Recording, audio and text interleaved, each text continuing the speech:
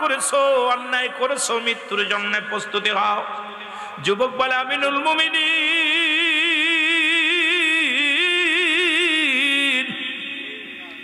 আপনি আমার বিচার করবেন, আমি আপনার বিচার মেনে নিলাম, তবে আমার বিচার করার আগে আমার বাবার বিচারটা আগে করা লাগবে, বাবার বিচার করা লাগবে। খাত্তাবের বেটা উমর ডাকতে বলে যুবক তুমি কি বলতে চাও? ও তোমার বাবা হয়, তুমি বাবার বিরুদ্ধে অভিযোগ করো, তুমি কেমন যুবক গো? তোমার বিচারটা হবে কেন? তোমার বাবার বিচার হবে? বলে হুজুর আপনি আমার যে শাস্তি দিবেন সব শাস্তি মেনে নিলাম, তবে আমার বিচারের আগে আমার বাবার বিচার করা লাগবে। কারণ এই পৃথিবীর মধ্যে এক নাম্বার ভুল করেছে আমার আব্বা। তার এক নাম্বার ভুল হলো উনি আমাকে একটা ভালো মা দেয় নাই।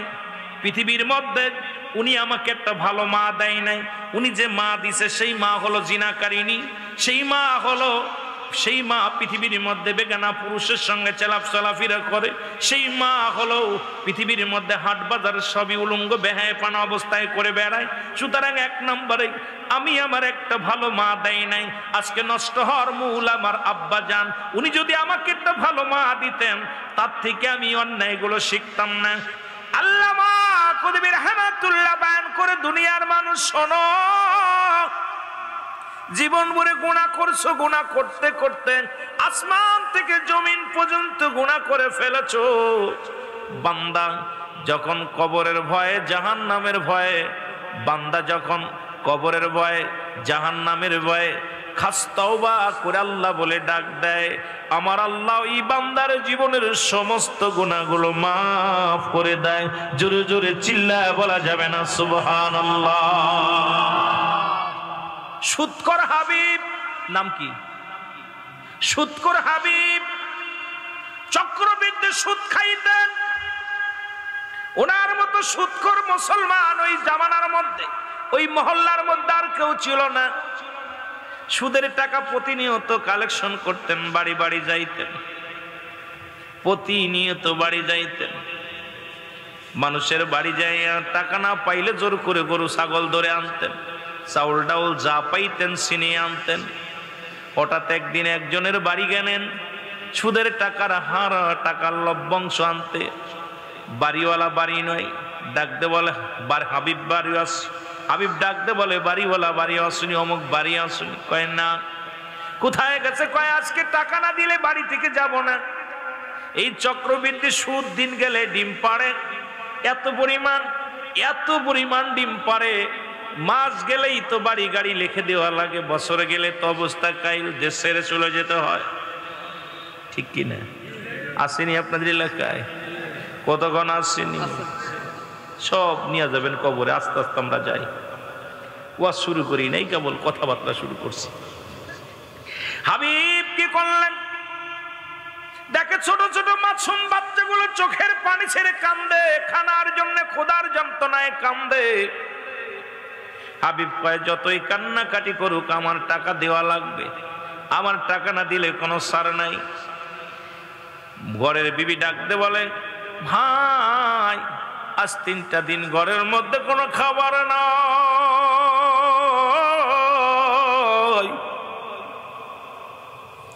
ছোট ছোট মাসুম বাচ্চাগুলো খোদার যন্ত্রণায় ছটফট করে, খানা খাওয়াইতে পারি না।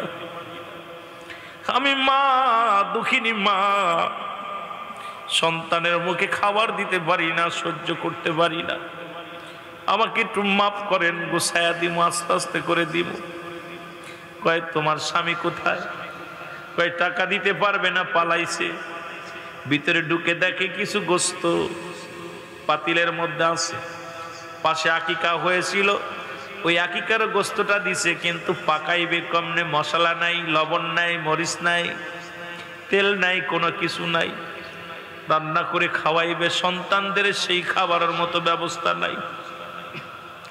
ভিতরে ঢুকে দেখে গোস্ত পাতিলের মধ্যে গোস্ত।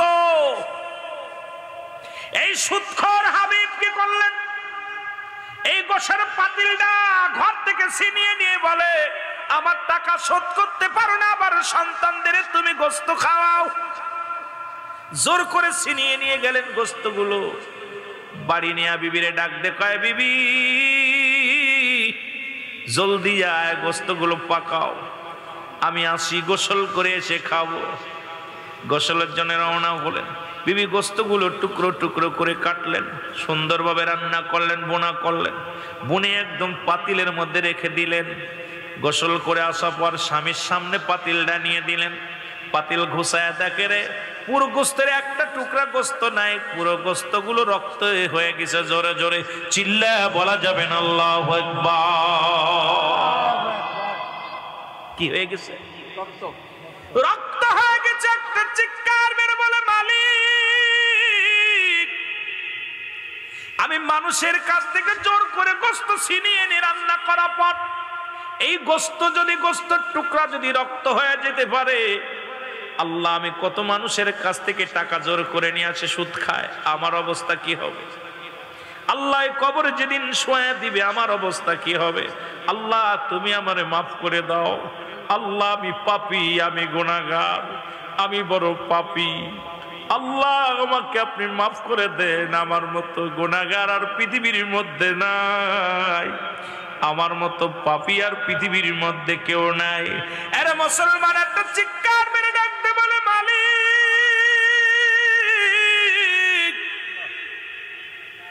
তুমি আমার মতো পাপীর যদি মাফ না করো, আল্লাহ রক্ত তুমি যদি গোস্ত রক্ত বানা দিতে পারো, আমার মতো হাবিবরে তুমি দুলার সঙ্গে মিশিয়ে দিবা, হাড্ডিগুলো মিশিয়ে দিবা, আল্লাহ তোমার এই দরবারে আমি কি জবাব দিব? একটা চিৎকার মেরে যখন ডাকতে বলে আল্লাহ, আল্লাহ কবুল করেছে। সঙ্গে সঙ্গে হাবিবকে আল্লাহ মাফ করে দিছে। শুধু মাফ করে নাই, পৃথিবীর মধ্যে আল্লাহর ওলির দপ্তরে তার নামটা লিখে দিছে। জোরে বলা যাবে না সুবহানাল্লাহ। এখনো যারা সুদখোর আছেন আমি আপনাদেরকে বলে যাই, এ মুসলমান, কার জন্য সুদ খাও, কার জন্য ঘুষ খাও, কার জন্য জিনা করো, কার জন্য ব্যভিচার করো, কেউ তোমার নয়, সব কিছুই পর। এই পৃথিবীর মধ্যে তোমার কেউ নয়। আল্লাহ বলে কুল্লু মান আলাইহা ফান, সব শেষ করে দিবে কে? আল্লাহ বলে বান্দার এই দুনিয়ার মধ্যে আমি কিচ্ছু বলতে কিচ্ছু রাখবো না।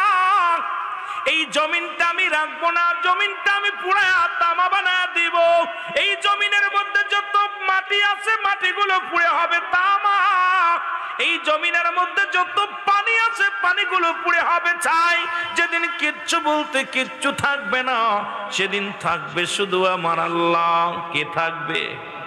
আরো জোরে বলেন, আরো জোরে বলেন। এ দুনিয়ার মুসলমান শুনে নাও, এই জন্য যদি ফিরে আসতে পারো, নিজামুদ্দিন আউলিয়ার কথা শুনেছো? চিনেছিলেন দুর্দর্শ সন্তান আর ডাকাত। শুধু আল্লাহর ভয় যখন অন্তরের ভিতরে ঢুকছে, এ মুসলমান এমন ভাবে ভয় করেছে, ভয়ের মতো ভয় করেছে। এখন আমরা সকালে তওবা করি, সকালবেলা ঈমান আনি, বিকেলবেলা ছেড়ে দিই, বিকেলবেলা ঈমান আনি, রাত্রেবেলা ছেড়ে দিই, রাত্রেবেলা ঈমান আনি, সকালবেলা ছেড়ে দিই। কিন্তু নিজামুদ্দিন আউলিয়া যখন ঈমান আনছে আর ছাড়ে নাই, এমন ভাবে আঁকড়ে ধরছে আমার মাওলারে। এই পৃথিবীর মধ্যে পিছনের দোষটি আমার আল্লাহ ক্ষমা করে দিছে। আমার আল্লাহ তাআলা এই ভূমির মধ্যে আল্লাহ তাআলা তারও কিন্তু আল্লাহর ওলি বানায়া দিছে। জোরে জোরে চিল্লায় বলেন ঠিক কিনা? আর একটু জোরে জোরে চিল্লায় বলেন ঠিক কিনা? বাবারে, এই দুনিয়ার মধ্যে কেউ কারো নয়, এই পৃথিবীর মধ্যে কেউ কারো নয়। আজকে কার জন্য তুমি সুদ খাও, কার জন্য ঘুষ খাও, একটা কথা বললে আপনারা বুঝতে পারবেন। তবে মুসলমান বোঝানোর জন্য আমি একটা কথা বলে যাই, আর এর জন্য প্রতিটা মানুষ কিন্তু আজকে সন্তান নষ্ট হওয়ার জন্য গার্জিয়ান দায়ী। এ মুসলমান, হযরত ওমর ফারুক রাদিয়াল্লাহু তাআলা নূর কদমে জনক একজন ব্যক্তি এসে বলে, আমিনুল মুমিনিন, আপনার কাছে আমার সন্তানটাকে ধরে আনছি, বিচার করা লাগবে। কথাগুলো না বললে বুঝতে পারবেন না রে মুসলমান।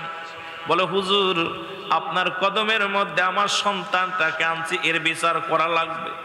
বলে, কি কও তুমি? তুমি না পিতা হও, তুমি না পিতা হও, তুমি কেমনে বিচার করবা? বলে, জি হুজুর।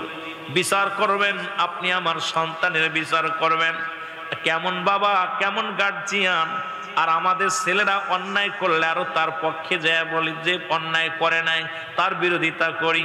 মুসলমান শোনো, এখন পিতা পুত্রের সম্পর্ক কেমন ভালো মধুর সম্পর্ক প্রতিটা কিন্তু বাড়িতে। পিতা পুত্রের উপরে আপনজন পৃথিবীর মধ্যে আর কেউ হয় না। সন্তানের জন্য বেশি আপন তার পিতা, পিতার জন্য বেশি আপন তার সন্তান। জোরে বলেন ঠিক কিনা? কিন্তু সন্তানকে লইয়া ডাকতে বলে হুজুর আমার সন্তানের বিচার করা লাগবে। কয় তুমি কেমন পিতা গো, সন্তানের বিচারের জন্য আমার কদমের মধ্যে আসছো? বলে হ্যাঁ আপনার কদমের মধ্যে আছি, আমার সন্তানের বিচার করা লাগবে। বলে কি বিচার? বলে 3টা বিচার করা লাগবে। নাম্বার ওয়ান হলো, 1 নাম্বার আমার সন্তান মাদক সেবন করে। এই মাদক সেবন করা ভালো না খারাপ? জোরে বলেন ভালো না খারাপ? এই সেবন করে, মাদক সেবন করে, হুজুর বিচার করা লাগবে, কঠিন বিচার করা লাগবে আমার সন্তানের। খলিফা হযরত উমর ফারুকের মেজাজ খুব কড়া, রাগান্বিত হয়ে গেছেন।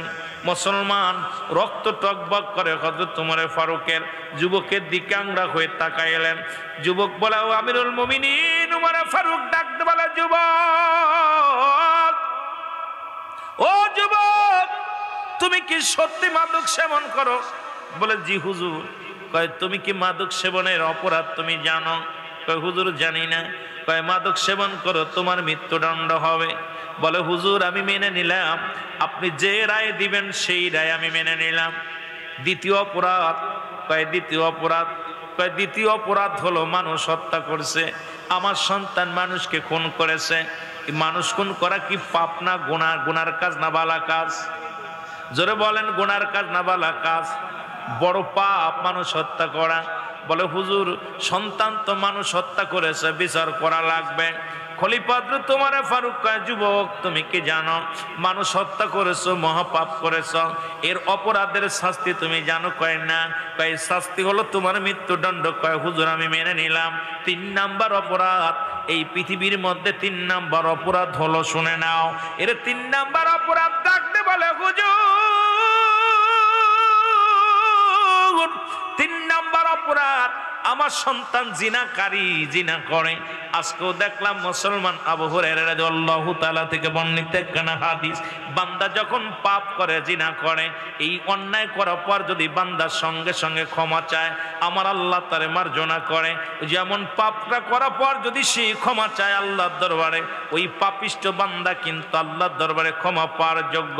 কিন্তু ওই পাপ করে যদি আবার যদি পাপ করে, বড় গুনাহ হইতে হইতে গুনার পরিমাণ বাড়ে। এই পাপটা করার পর অনুশোচনা করে আজ জীবনে পাপ করব না, আমার আল্লাহ তারে ক্ষমা করে দেয়। কিন্তু এই পাপ করার পর আবার যদি মনের ভিতরে আবেগ আবার পাপ করে ফেলে, ওই পাপটা আরো বেশি ভারী হয়ে যায়, বেশি মুসলমান ওজন বেশি হয়ে যায়। এই পাপের দরুন ইয়াউমাল কিয়ামতের ময়দানে আমার আল্লাহ আপনাকে আমাকে জাহান্নামে ছুঁড়ে মারবে। জোরে জোরে চিল্লায়া বলা যাবে না আল্লাহু আকবার। এরে বান্দা ভুল করেছো ক্ষমা চাও, ভুল করেছো ক্ষমা চাও। এ মুসলমান শুনে নাও, দিলের কান্ডা লাগায় শোনো। এবার উমরে ফারুক রাদিয়াল্লাহু তাআলা আনহু ডাকতে বলেন তৃতীয় অপরাধ আমার সন্তান জিনা। ডাকতে বলে হুজুর, হযরত উমরে ফারুকের কদমে ডাকতে বলে হুজুর আমার ছেলে জিনাকারী। কয় জিনার পাশ থেকে তুমি জানো? কয় হুজুর জানি না। কয় জিনা শাস্তি হলো তোমার মৃত্যুদণ্ড। আজকে আমার সমাজে প্রতিটা বাড়ির মধ্যে জিনা, প্রতিটা ঘরের মধ্যে জিনা, ব্যভিচার, এই জুলুমে ভরে গেছে। আল্লাহর গজব নেমে আসছে বাংলার জমিনে। আজকে বড় কষ্ট হয়, মেঘ নামানোর জন্য দোয়া হয়, সারা বাংলাদেশে বৃষ্টির জন্য প্রার্থনা হয়, এর মসজিদে মসজিদে প্রার্থনা হয়। যে সমস্ত বাতিলেরা মুনাজাতের বিরোধিতা করছে গো, যারা দুনিয়ার মধ্যে হাত উঠায় দোয়া করা বেদাত যারা বলছে তারাই দেখি দোয়া করেছে মসজিদের মধ্যে বইয়া, মুসলমান ঈদগার ময়দানে যাইয়া মাঠের মধ্যে বইয়া বইয়া দোয়া করছে, দাঁড়ায়া দাঁড়ায়া দোয়া করছে। নবীজি দুভাবে দোয়া করতেন, একটা হলো সিধা, একটা হলো উল্টা। এখন দেখি অনেক বাতিলেরাও হাত উঠে আল্লাহর দরবারে দোয়া করে। এখানে দেখে আসলাম বিশাল কমি মাদ্রাসা, এই কমি মাদ্রাসায় পড়ানো হয়, আমাদের কিতাব নাই, কমি মাদ্রাসার কিতাব। মুসলমান শুনে নেন ভালো করে শুনে নেন, এই কিতাবের নাম ফতুয়ায়ে দেওবান। ও মুসলমান, ফতুয়ায়ে দেওবান মুফতি শফিক আহমেদের লেখা, প্রথম খণ্ডের মধ্যে 33 নম্বর পৃষ্ঠার মধ্যে যার কিতাব তোমরা পড়েছো, যার কিতাব তোমরা লেখাপড়া করে গবেষণা করেছো, তোমাদের সেই মুফতি সাহেব কি বলে শুনে নাও। বলতেছে 5 ওয়াক্ত নামাজ আদায় করে জিয়ারত করে সর্ববেলাতে আল্লাহর দরবারে দুটি হাত উঠায় দোয়া করা উত্তম মুস্তাহাব। একটা দোয়া দেখাও না যায় হারাম, একটা দলিল দাও। জীবনে কোনোদিন হাত উঠাইতাম না, আজকে ঠেলায় পড়েছো, সারা বাংলাদেশে দোয়ার মধ্যে পড়ে গেছো। আমার আল্লাহ পারে ডুবাইরা মনে করেছিল বিশ্ব ব্যবসা করবে, তারা চিন্তা করেছিল, ডুবাইয়ের মানুষগুলো চিন্তা করে আমাদের মতো এত বড় পাপ্পি, এত বড় ব্যবসায়ী, এত বড় ধনী রাষ্ট্র আর কেউ নাই। আল্লাহ তাদের পানির নিচে দিয়া দিছে। জোরে জোরে বলেন ঠিক কিনা? এরে মুসলমান শুনে নাও, তোমাদের গজবে আজকে সারা পৃথিবী ভরে গেছে। এখন যতই হাত উঠাও কাজ হবে না। উত্তরবঙ্গে দেখলাম ব্যাঙ্গের বিয়ে 1 কোটি টাকা দেলমোহর, ওরে 50,000 টাকা দেলমোহর, 1 লক্ষ টাকা দেলমোহর। 100 যাত্রী ব্যাঙ্গের বাড়ি, ব্যাঙ্গিনীর বাড়ি যায় যাত্রী লইয়া। এই সমস্ত গজব আজকে শুরু হয়েছে বাংলার জমিনে। আমার আল্লাহ গজব শুরু হয়েছে দেওয়া। জোরে বলেন ঠিক কিনা? আমি যে কথা বলতেছিলাম, দিলের কান্ডা লাগা শোনো গো,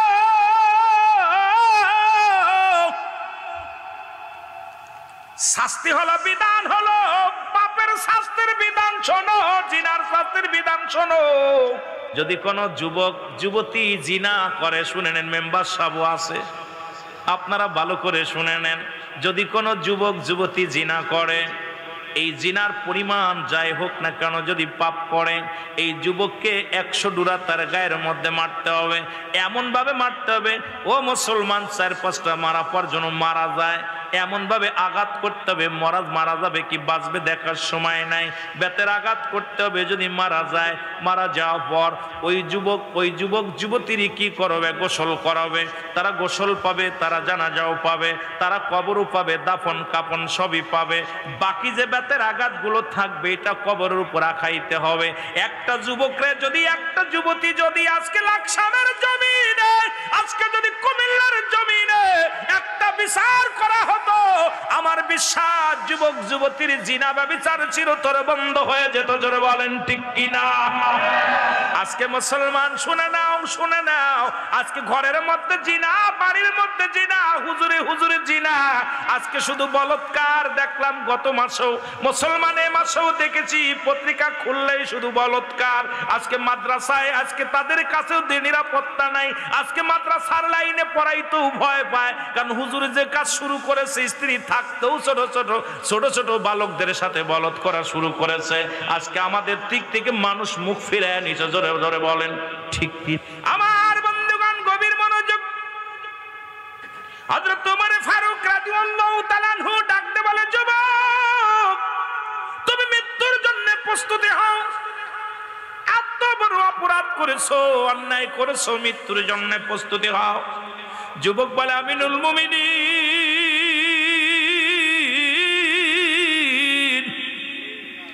আপনি আমার বিচার করবেন, আমি আপনার বিচার মেনে নিলাম। তবে আমার বিচার করার আগে আমার বাবার বিচারটা আগে করা লাগবে। কার বিচারটা? বাবার বিচার। কথা বলেন না, বাবার বিচারটা করা লাগবে, বাবার বিচার করা লাগবে। খাত্তাবের বেটা উমর ডাকতে বলে, যুবক তুমি কি বলতে চাও? ও তোমার বাবা হয়, তুমি বাবার বিরুদ্ধে অভিযোগ করো, তুমি কেমন যুবক গো? তোমার বিচারটা হবে কেন? তোমার বাবার বিচার হবে? বলে, হুজুর আপনি আমার যে শাস্তি দিবেন সব শাস্তি মেনে নিলাম, তবে আমার বিচারের আগে আমার বাবার বিচার করা লাগবে। কারণ এই পৃথিবীর মধ্যে 1 নাম্বার ভুল করেছে আমার আব্বা। তার এক নাম্বার ভুল হলো উনি আমাকে একটা ভালো মা দেয় নাই। পৃথিবীর মধ্যে উনি আমাকে একটা ভালো মা দেয় নাই।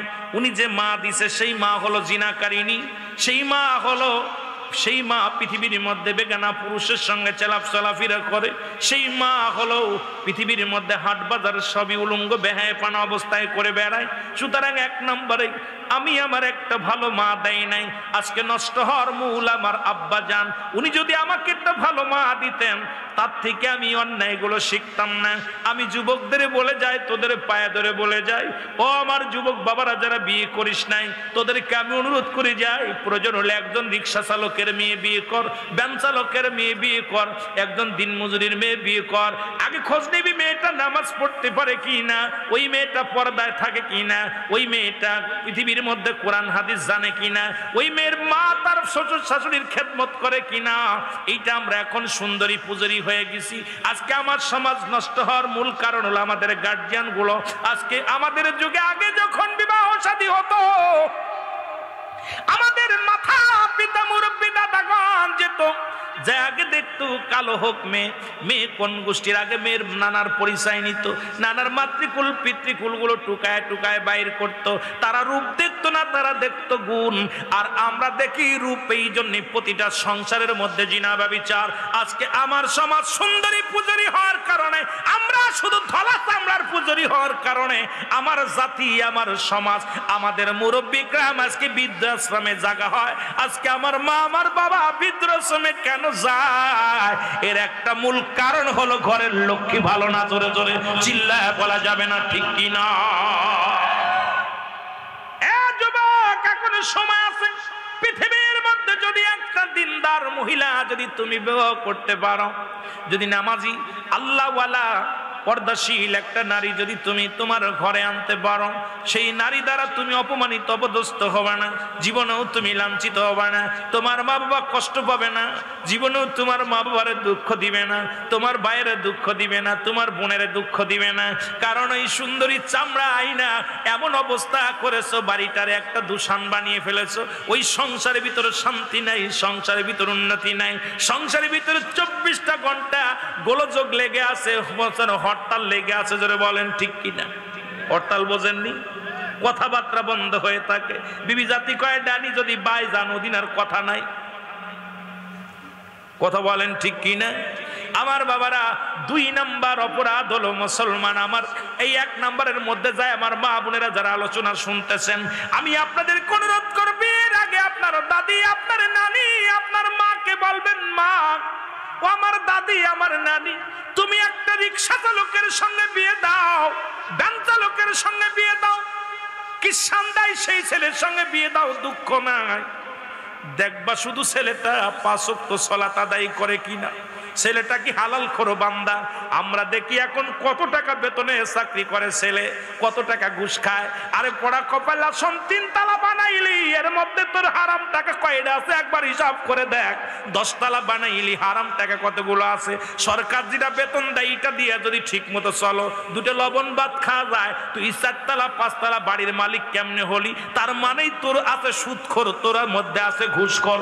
আমার দেশে যদি পিয়নের হয় 3টা বাড়ি, আমার দেশে মন্ত্রণালয়ের পিয়নের হয় 3টা বাড়ি, 5 তালা করে বাড়ি, বোর গাড়ি আলাদা, মেয়ের গাড়ি আলাদা, ছেলের গাড়ি আলাদা। এ দেশে ইসলাম প্রচার করব কেমনে বুঝি আসে না। জোরে জোরে চিল্লায় বলা যাবে না, ঠিক কি না? বড় আশ্চর্য।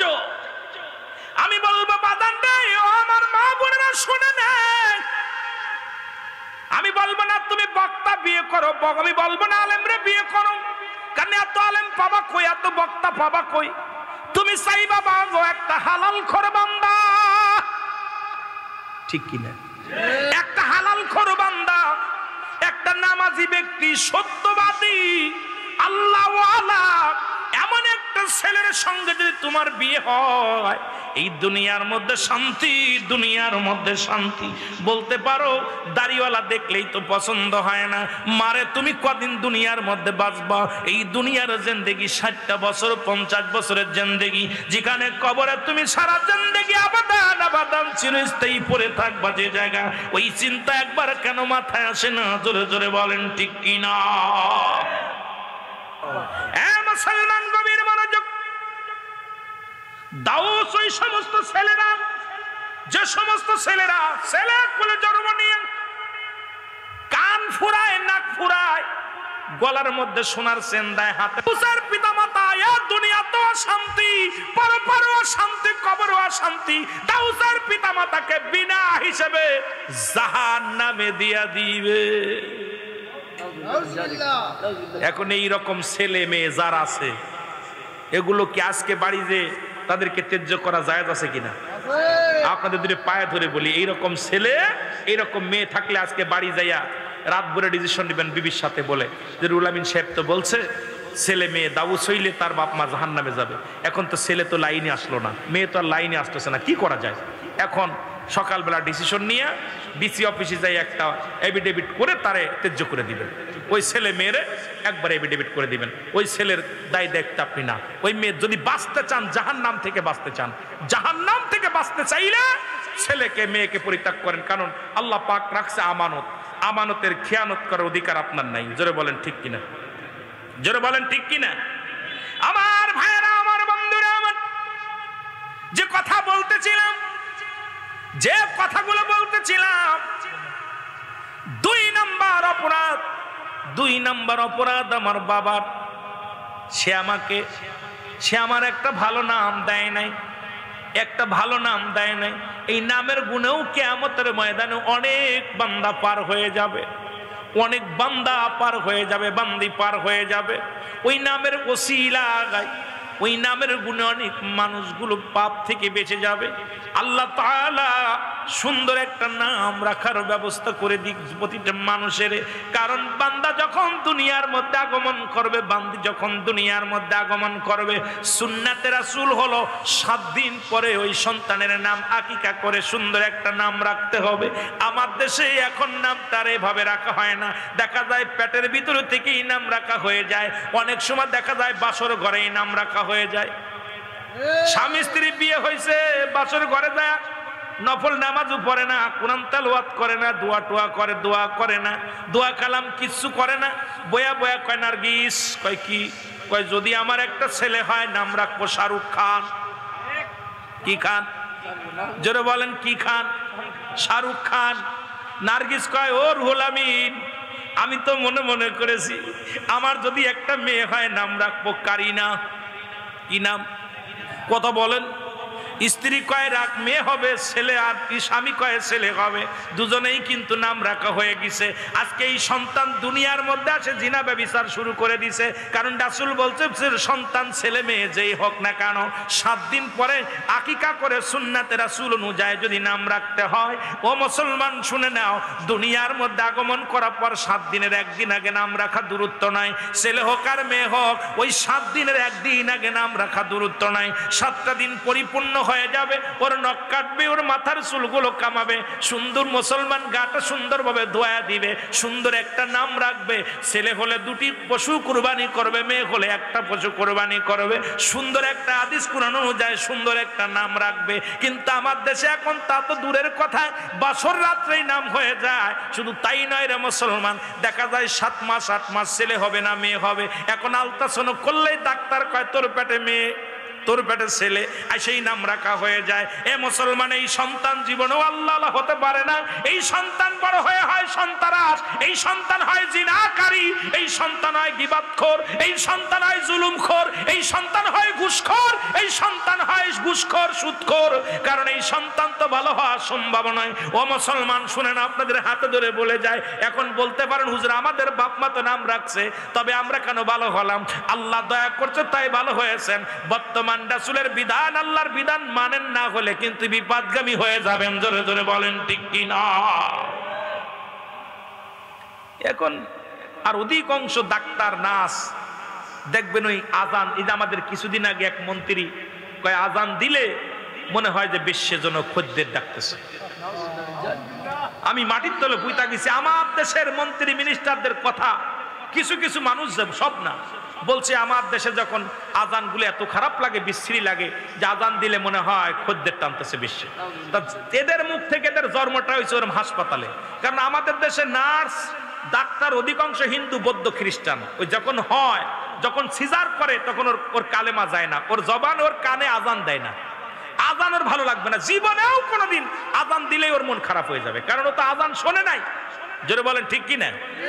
আজান শোনে নাই, এই জন্য আজান দিলেই ও বেজার হয়ে যায়। এই সমস্ত দুঃখের কথা আর কি বলবো। আমার মুসলমান বাবারা শুনে নাও, আমি যে কথাগুলো বলতেছি দিলের কান্ডা লাগা শোনো। 3 নম্বর অপরাধ, আমাকে কোন কোরআনের জ্ঞান আমার বাবা মা দেয় নাই। তার মানে আমরা যারা গার্জিয়ান আপনাদের কাছে অনুরোধ করে যাব, হাতে ধরে বলে যাব, পায়ে ধরে বলে যাব, তোমার সন্তানটাকে নিম্নতরে কয়টা 10টা সূরা শিখাও, তোমার সন্তানটাকে জানাজার নিয়ম শিখাও, তোমার সন্তানটাকে গোসলের ফরজ, ওযুর ফরজ। ও মুসলমান, এই দুনিয়ার মধ্যে বসার আদবগুলো ইত্যাদি ইত্যাদি যেগুলো একেবারে না একে নিত্য প্রয়োজনীয় আপনার, সেগুলো আপনার সন্তানটাকে শিখান। আপনার সন্তান বড় আলেম হওয়ার দরকার নাই, বড় মৌলবী হওয়ার দরকার নাই। যে সন্তান আপনার জন্য দোয়া করতে পারবে, যে সন্তান যখন আপনি ইন্তেকালের পরে যেন হাত উঠাইতে পারে, বলে রাব্বির রাহমহুমা কামা রব্বায়ানি সগীরা। জোরে জোরে চিল্লায় বলা যাবে না আল্লাহু আকবার। এ ভাইরা আমার, বন্ধুরা আমার, সন্তান বড় মুফতি হবে না, বড় মুহাদ্দিস হবে না, নিম্নতরে 40টা হাদিসের উপরে জ্ঞান দাও, ছোট্ট ছোট্ট হাদিসগুলো এইটা নিম্নতরে শিখাও, কোনটা হালাল কোনটা হারাম, এ মুসলমান কোনটা জায়েজ কোনটা না জায়েজ, যেগুলো একান্ত নিয়মগুলো মুসলমান আপনার সন্তানদের শিক্ষা দেন, নাই তো আপনি বাঁচবেন না। কারণ আপনি আল্লাহর দরবারে সারা পাওয়া সম্ভব নয়। কারণ আপনার সন্তান এমন বিদ্যা শিখাইছেন, লন্ডন আমেরিকা গেছে, বড় বড় ডিগ্রি নিয়েছে, বড় বড় মাস্টার হয়েছে। মুসলমান শুনেন, এই সন্তানই একদিন আপনার জাহান্নামের কারণ হয়ে যাবে। যে সন্তানকে আপনি কোরআনের জ্ঞান দেন নাই, হাদিসের জ্ঞান দেন নাই, ইসলামের জ্ঞান দেন নাই, ওই সন্তান জীবন ইসলামের ভিতরে নাই, ইসলামের বিধানের মধ্যে নাই। সুতরাং এর জন্য আপনার আমল বরবাদ হয়ে যাবে, আল্লাহর দরবারে জবাব দিতে পারবেন না। আমার মাওলা যেদিন ধরবে, যেদিন কাজী হবে, আমার আল্লাহ যেদিন আসরের ময়দানে ডাকতে বলবে, অমুক সাহেব তোমারে জান্নাতে দেয়া হলো, জান্নাতের দিকে ছুটে যাও। যখন যাইবেন পিছন থেকে সন্তানেরা ডাক দে, আমার অবশ্যই আমারছে আমার বাবা, এ আমার আপনজন, তুমি কই যাও? আমি জান্নাতে যাই। কয়ে জান্নাতে কেমনে যাও? আমাকে নিয়ে যাও। সারা জীবন তুমি নামাজ পড়েছো, একদিনও নামাজের তাগিদ দাও না গাই। সারা জীবন তুমি রোজা রাখছো, একদিনও রোজা রাখার জন্য আমার তাগিদ দাও নাই। সারা জীবন আমি ভুল পথে চলেছিলাম, একদিন তুমি আমার সঠিক পথের দাওয়াত দাও নাই। একদিনও তুমি আমার তুমি লালন পালন করেছো, ইসলামের বিধান শিক্ষা দাও না গাই। আজকে তুমি জান্নাতের দিকে যাও, আমাদেরকে জাহান্নামের ফেরেশতারা আমাদেরকে নিয়ে যায় জাহান্নামের দিকে তরাইয়া। আজকে তুমি কই যাও? লয়ে যাও, মারে লয়ে যাও। ওই জাহান্নামের মালিক ফেরেশতা মুসলমান শুনে নাও, ওই বাবাকে শুদ্ধ ধরে জাহান্নামের মধ্যে ছুঁড়ে মারবে, কারণ এই জান্নাতের মধ্যে যাওয়া সম্ভব হবে না। এই জন্য আমি আপনাদেরকে বইলা যাই, সন্তানাদি যা হয়েছে আজ থেকে বিধান মানেন, ইসলামের বিধান মেনে জীবন গড়েন, তাহলে দুনিয়া আখিরাত দুইটায় কামিয়াব হবেন। জোরে জোরে বলেন ঠিক কি না? একটু মহব্বতের সঙ্গে দুরূদ শরীফ পড়েন, আল্লাহুম্মা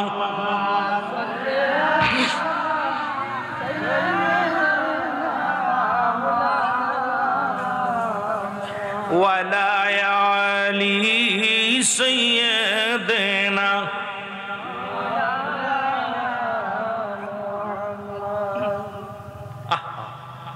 খলিফা হযরত আমিরুল মুমিনিন উমর ফারুক রাদিয়াল্লাহু তাআলা আনহু ডাকতে বলে, ও বিদ্যা দাঁড়াও, তোমার সন্তানের বিচারের আগে তোমার বিচার করা লাগবে। এই বিদ্যা দাঁড়াও, অন্যায় তো তোমার সন্তান করে নাই, করেছো তুমি। আজকে সন্তানের এই পাপের ভাগটা তুমি নিয়ে যাও। আজকে যারা গার্জিয়ান আছো, তোমার ছেলে কলেজে গেছে, খবর নিছো ছেলে কলেজে যায় কি করে? তোমার মেয়ে কলেজে পড়ে, একবার কি খবর নিছো কলেজে কি করে? তোমার মেয়ে মাদ্রাসায় পড়ে, খবর নিছো কি কি করে?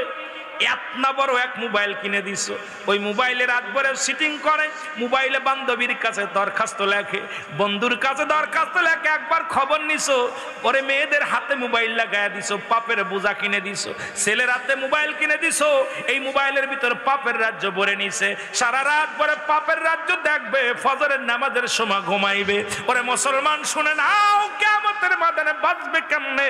আমার আল্লাহর দরবার থেকে বাঁচা সম্ভব না। জোরে জোরে বলো ঠিক কি না? এ আমার ভাইরা, আমার বন্ধুরা, বিদ্যা থরথর করে কাঁপে। বিদ্যা বলে আমিনুল মুমিনিন,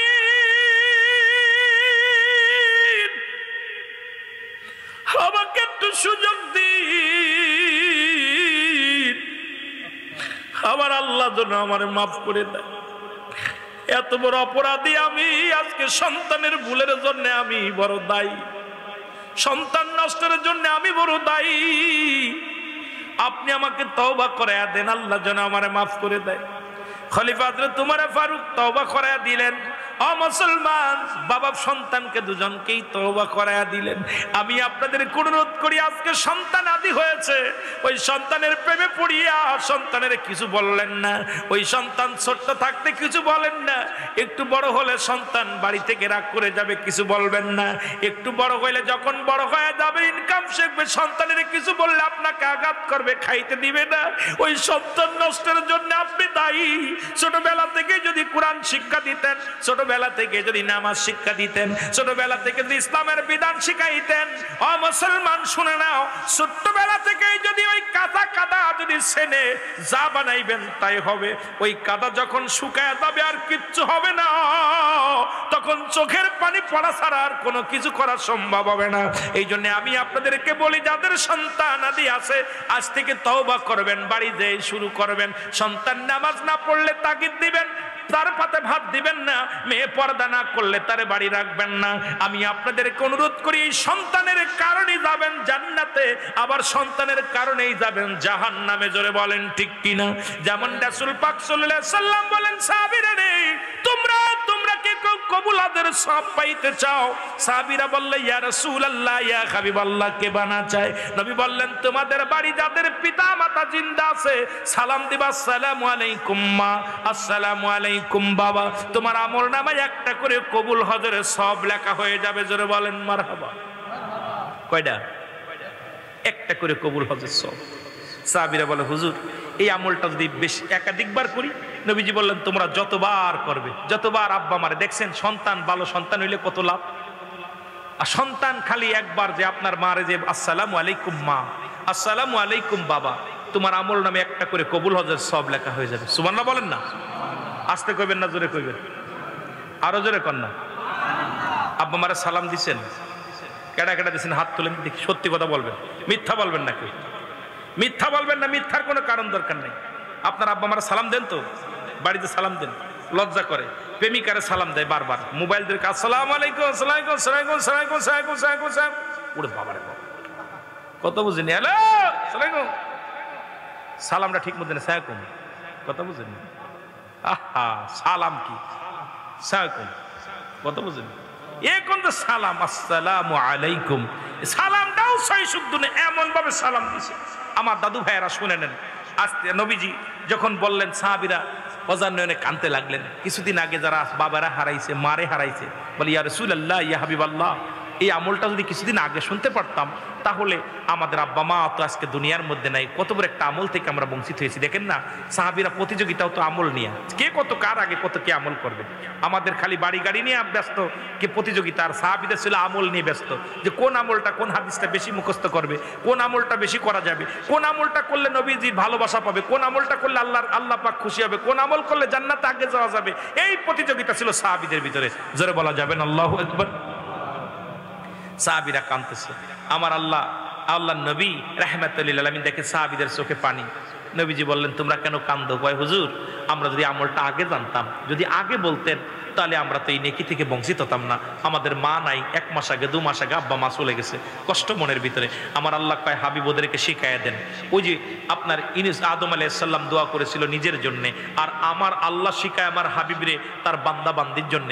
জোরে বলা যাবে না মারহাবা? আদম আলাইহিস সালাম বলে রব্বানা যালামনা আনফুসানা ওয়া ইল্লাম তাগফির লানা ওয়া তারহামনা লানাকুনান্না মিনাল। আদম নবী বলে আল্লাহ আমি জালিমদের অন্তর্ভুক্ত গেছি, আমার তুমি ক্ষমা করে দাও। আদম নবীরে যদি কোনো ব্যক্তি জালিম বলে তার ঈমান যাবে না থাকবে?